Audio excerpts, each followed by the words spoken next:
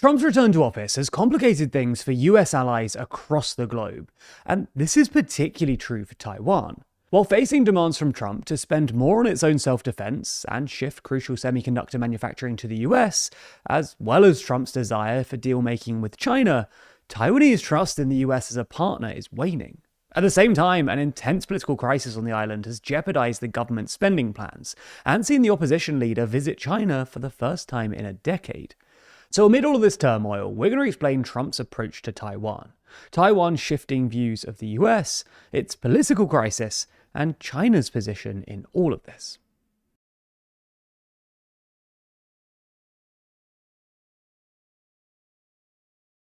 For some important context, in 1949, having been defeated in the Civil War by the Chinese Communist Party, the losing Kuomintang, a nationalist party that led the rival Republic of China government, retreated to Taiwan, where it continued claiming to be the sole legitimate government of all of China, i.e. the mainland and Taiwan. Similarly, the Communist People's Republic of China does not view Taiwan as a separate country, but rather a breakaway province led by an illegitimate, rival Chinese government. In 1979, the US recognized the PRC as the sole legal government of China, acknowledging the One China policy. However, this hasn't stopped the US from maintaining strong unofficial ties with Taiwan, grounded in the Taiwan Relations Act of 1979, which enables the US to provide Taiwan with defensive weapons.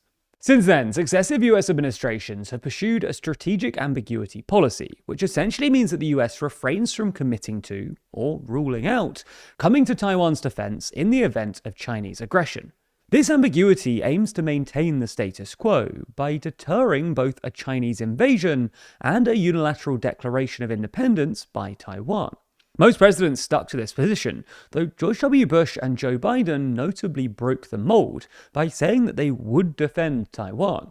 Rhetorically speaking, since returning to office, Trump has returned the US to a policy of strategic ambiguity, responding to questions about his position with, quote, "I never comment on that," and, quote, "I can't give away my secrets." Trump's ambiguity on Taiwan is far from abnormal. In fact, it sort of represents a return to the norm. But it's all of Trump's other comments and actions that are causing anxiety in Taiwan. In 2024, Trump accused Taiwan of having stolen the US's semiconductor manufacturing business, a refrain he continues to repeat in office. Trump's push to bring more manufacturing of these crucial chips onto US shores has involved tariffs and trade threats, and helped bring about a $100 billion investment into US expansion by the Taiwanese semiconductor manufacturing company. The concern for Taiwan is that any drawing away of its chipbuilding capabilities not only undermines the island's economic backbone, but also its so-called silicon shield, the idea that Taiwan's central role in global chip supply both deters Chinese aggression and gives the US greater impetus to come to Taiwan's defense if an attack does happen. Furthermore, like other US Asian partners, Taiwan is cautiously watching as Trump's war in Iran diverts attention and resources that would otherwise be used for countering China.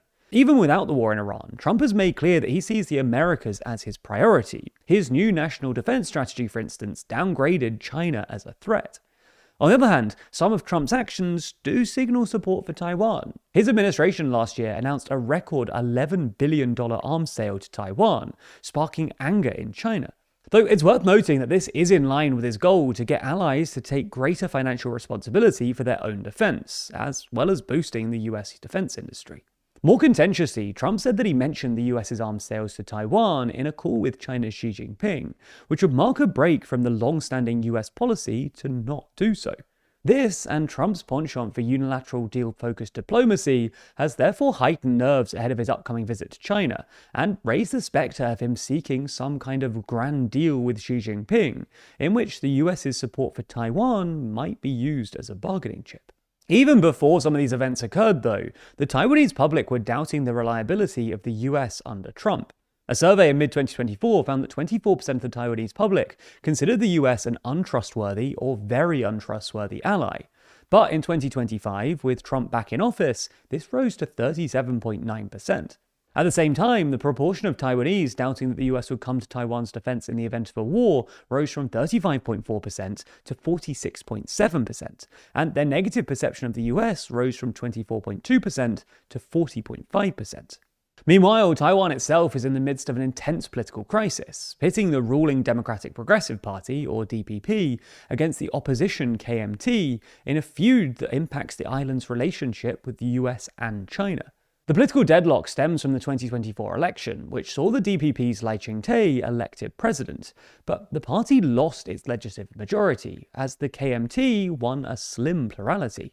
Lai and his DPP, the more independence-minded and US-aligned of the two main parties, have put forward a record-breaking $40 billion special defense budget spread over 8 years that aims to strengthen Taiwan's defense resilience and asymmetric capabilities in the face of China's increasing testing of Taiwan with military drills around the island and failure to rule out taking the island by force.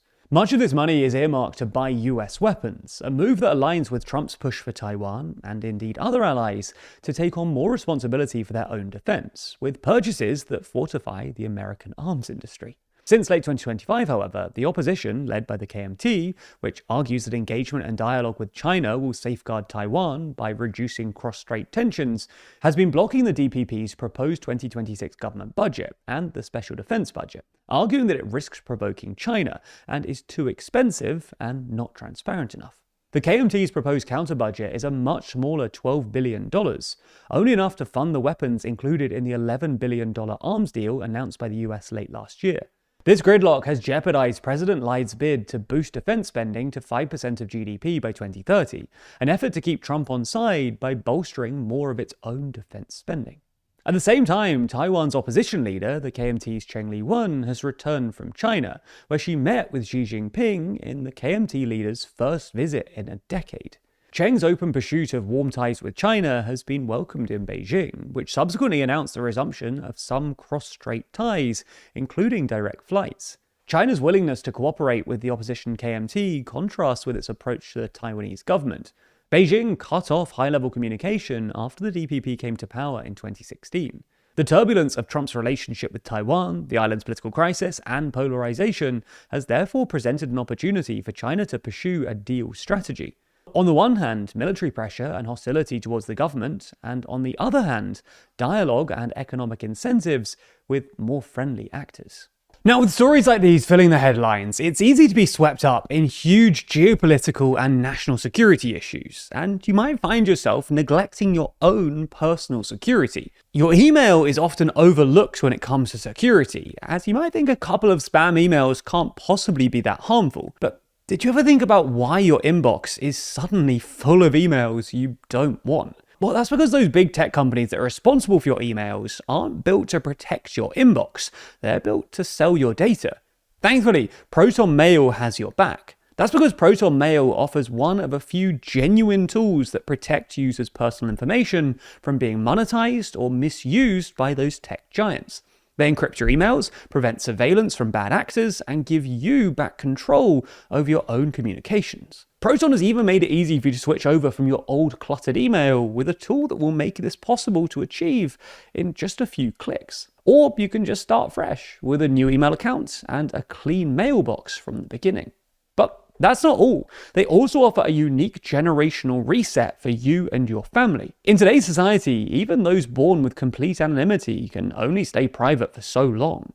Children are now funneled into major tech ecosystems through school tools and apps that require specific accounts. And as soon as a child opens up a basic email account, their basic privacy is being compromised, and big tech will instantly start to build an advertising profile without them even knowing.